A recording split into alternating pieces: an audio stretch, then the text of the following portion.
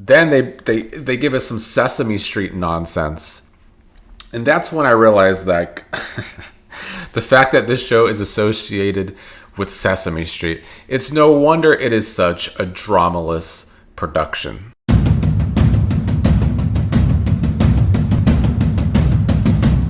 Another nightmare production from CBS has come to an end. It's good to see that The Amazing Race is over for me personally, after what I thought was a pretty terrible finale from start to finish, honestly.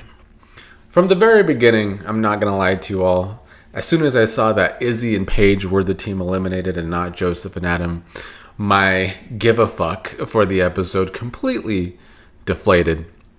And I did some fast forwarding because, frankly, they brought some of their worst, most boring challenges to the finale as it is. It was already coming in a bad episode, but then they give us the challenges that they gave us. Like, were they even trying to make this interesting? It didn't seem like to me. But let's go back to last week's, I guess, cliffhanger. Who would go home between Izzy and Paige, Joseph and Adam? And I feel like production knew what they had to do to try and keep people watching, aka to try and make people think Izzy and Paige are going to stay in the game, but they didn't. And for those of us that were rooting for Izzy and Paige, I don't really understand how that helps us watch. Maybe people watch the first 10 minutes, but I feel like ratings dropped after that. And I'm not saying Izzy's like some big ratings grab, but the rest of the people left, it's like, who would the people be rooting for? Are the people really rooting for Joseph and Adam because of their sob stories all season long? I would hope not, but I guess it's possible. I feel like CBS thinks people will do that because they do that with Survivor all the time now too. But I don't think it actually works on us as viewers. So, yeah, we came down to the three teams, Jag and Jas, Taylor and Kyland, and Joseph and Adam. It's been clear for weeks who was going to win, so that also didn't help coming into this episode. Like, Jag and Jas were dominating everything, unfortunately. So them putting us through the torture of having to watch Jag win again makes me never want to watch The Amazing Race again. This was my impression of The Amazing Race, and having to watch Jag win again, bad news. So, would I cover another Amazing Race season? I guess maybe if enough of you supporters wanted me to, but I really am turned off by the show overall. Let's discuss some of these challenges they had to do today.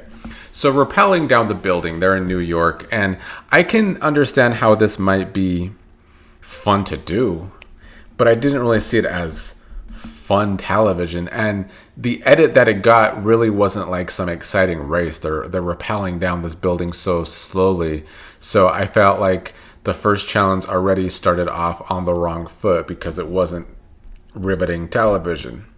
Then they give us some Sesame Street nonsense, and that's when I realized that the fact that this show is associated with Sesame Street, it's no wonder it is such a dramaless production.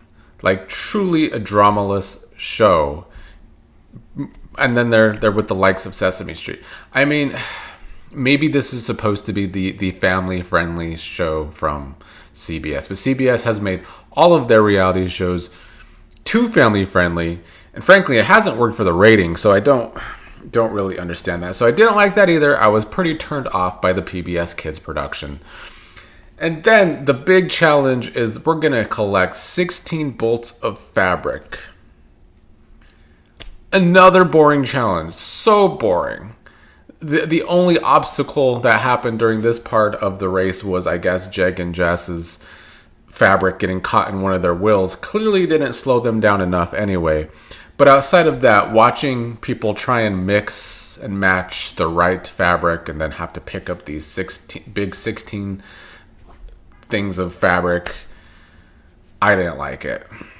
The crossword puzzle was at least better than the other stuff, which was the final thing in the final challenge for the finale. And then they had to race to nasty Yankee Stadium of all places. Disgusting. So, overall, pretty tragic finale. I mean, the winner was never in doubt, and we didn't even get to see Izzy and Paige race in this episode. Taylor and Kyland, I guess, were the team to root for in this finale. It would have been nice, I suppose, seeing Kyland get a win. I mean, anything would have been better than Jas and Jag winning and just seeing Jag win again. At least this time, though, I can say, to be fair, that Jag deserved this win, unlike his win on Big Brother. And honestly, I would have preferred Jag and Jas to win over Joseph and Adam. I've been very turned off from Joseph and Adam these past few episodes. I don't feel like they were trying to win this game at any point. And the fact that they kept Jag and Jas in the game with them, tried to work with them the whole time, and then get smoked from first place to third place, it served them right. It was bad decision making the entire time. Anyway, I feel like the big problem with this show really came down to the casting. Like, with the casting, there were only two teams that truly had a chance to win this game, and we saw both of those teams dominate the whole season. Jag and Jas and Eric and Tucker. They were the only teams that got first places besides the one time Natalie and her sister did because Jag gave it to them. So that didn't make for this great race to watch when kind of the results were never in doubt, especially after Tucker got eliminated. The results were never in doubt. I don't understand the way they casted this season anyway. We have so many years of Big Brother to go through. And I know some past Big Brother players have already been on this show, so they probably weren't going to be put on again. But still, so many cast members to choose from, and we get the likes of Kat Dunn. Just bad casting. I feel like Rubina was terrible casting too. I really question why Rubina was even cast, because it's not like she did good on Big Brother at all. I feel like she was only cast because at the time she was dating Tucker, but like that didn't give us a storyline. That didn't give us any drama. And they broke up before the show even aired. So, stupid casting there. Turner was also very questionable casting. Like, he's remembered most for not taking showers on Big Brother. And yes, I get it. He finished third place. But the fact that nobody remembers he finished third place and mostly remember he didn't take showers speaks for itself. Like, if they were going to cast somebody else from that season, should have been Monty. I feel like Taylor on a season with Joseph, with Kyland, with Monty, like that's the drama. That's my kind of reality TV drama. That's like the triangle from hell for Taylor. And I think that would have been better television. Put me in the production rooms of these damn CBS shows. They never will because the producers for these shows suck, and I wouldn't want to be in their producer rooms because it comes down to them. They make the final decisions, and they always make the wrong decisions, and it usually starts with casting. They make bad casting decisions, and I do feel like that was the case here. So while I'm glad that they at least cast Izzy, who was great television once again, the rest of the cast, I hope I never see them again, mostly. I would, like I said before, I would watch Chelsea play another strategy game because I think she's great at that. Obviously, I'd like to see Izzy again. I still think Taylor should try acting. But she's caused enough drama outside of the show that I would take her on reality TV again. But I would like her to bring more of that onto the show. Everyone else, though, hopefully never get cast again, but the way CBS casts, I guess they have their favorites for some reason, and some of these people seem to be their favorites. So the Amazing Race 38 has come to an end.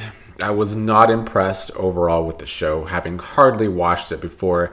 I kind of knew coming in that it's not my kind of reality TV because there is a total lack of drama. I feel like it could have been saved if the race was at least interesting, but it wasn't because two teams dominated the entire time. And I guess because they were Big Brother players, a lot of them tried these alliance things for too long in the season, and that didn't make for a riveting race either. So unless some of y'all really, really, really want me to try Amazing Race one more time, I don't know when the next season begins, but if enough of you make enough noise, I will try, but it might be like how I was with Survivor this season. If I don't like it after a few episodes, I'm exiting.